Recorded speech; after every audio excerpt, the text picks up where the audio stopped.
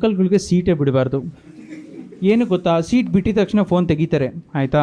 ತೆಗೆದ್ಬಿಟ್ಟು ಅವ್ರಿಗೆ ಏನಂತಂದರೆ, ನಾವು ಯಾರೂ ನ್ಯೂಸ್ ನೋಡೋಲ್ಲ, ನಾನು ನ್ಯೂಸ್ ಕೇಳಿಸ್ತೀನಿ ಅವ್ರಿಗೆ. ಲೌಡ್ ಸ್ಪೀಕರಲ್ಲಿ ಹಾಕ್ಕೊಂಡು ಇನ್ನೇನು ಒಂದು 3 ವಾಲ್ಯೂಮ್ ಕಡಿಮೆ ಇರುತ್ತೆ ಅಷ್ಟೇ, ಅಷ್ಟಕ್ಕೆ ಹಾಕ್ಕೊಂಡು ಫುಲ್ಲು ಹಿಂಗೆ ನೋಡ್ತಾ ಇರ್ತಾರೆ, ಒಳಗೆ ಹೋಗ್ಬಿಟ್ಟಿರ್ತಾರೆ, ಹಂಗೆ ನ್ಯೂಸ್ ನೋಡ್ತಾ ಇರ್ತಾರೆ. ನೀವೇನಾದರೂ ಯಾರಿಗೂ ಇಲ್ಲಿ ನ್ಯೂಸ್ ಹಾಕೋರೆ ಅಂತ ಹಿಂಗೆ ಗುರಾಯಿಸ್ತಾ ಇದ್ರೆ ಅವ್ರೇನು ಅನ್ಕೊತಾರೆ ಅಂದರೆ, ಓ ಇವನಿಗೂ ನ್ಯೂಸ್ ಕೇಳೋಕೆ ಇಂಟ್ರೆಸ್ಟ್, ವಾಲ್ಯೂಮ್ ಜಾಸ್ತಿ ಕೊಡ್ತಾರೆ. ಯಾವ್ದು ಗುರು ಇದು?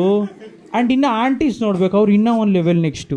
ಅವ್ರಿಗೇನಾರು ಒಂಚೂರು ಜರುಗ್ಬಿಟ್ಟು ನೀವು ಒಬ್ರಿಗೆ ಜಾಗ ಕೊಟ್ಬಿಡಿ, ಅವ್ರು ಬರೀ ಅವ್ರು ಕೂತ್ಕೊಳ್ಳಲ್ಲ, ಅವ್ರ ಫ್ರೆಂಡ್ಸ್ನೂ ಕರೀತಾರೆ.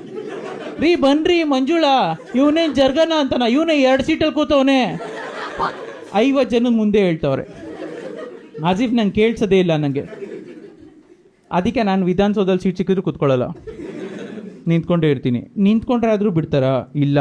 ಜನ ನಮ್ಮ ಮೆಟ್ರೋನ ನಮ್ಮದೇ ಅನ್ಕೊಂಬಿಟ್ಟವ್ರೆ, ಮೆಟ್ರೋಲ್ಲಿ ವೀಡಿಯೋ ಕಾಲ್ ಮಾಡ್ತವ್ರೆ. ನಾನು ನಮ್ಮ ಮನೇಲಿ ವೀಡಿಯೋ ಕಾಲ್ ಮಾಡ್ತಾ ಇರ್ಬೇಕಿದ್ರೆ ನೋಡ್ತೀನಿ ಯಾರು ಅವ್ರ ಅಂತ. ಆ್ಯಂಡ್ ನನ್ನ ಖರಾಬ್ ಕಿಸ್ಮತ್ಗೆ ಏನಂದರೆ, ನಾನು ಆ ವೀಡಿಯೋ ಕಾಲಲ್ಲಿ ಬರ್ತಾಯಿದ್ದೀನಿ ಅರ್ಧ ಗಂಟೆಯಿಂದ. ಅವ್ರ ಫ್ಯಾಮಿಲಿ ಡಿಸ್ಪ್ಯೂಟಲ್ಲಿ ನಾನು ಐ ವಿಟ್ನೆಸ್ಸು.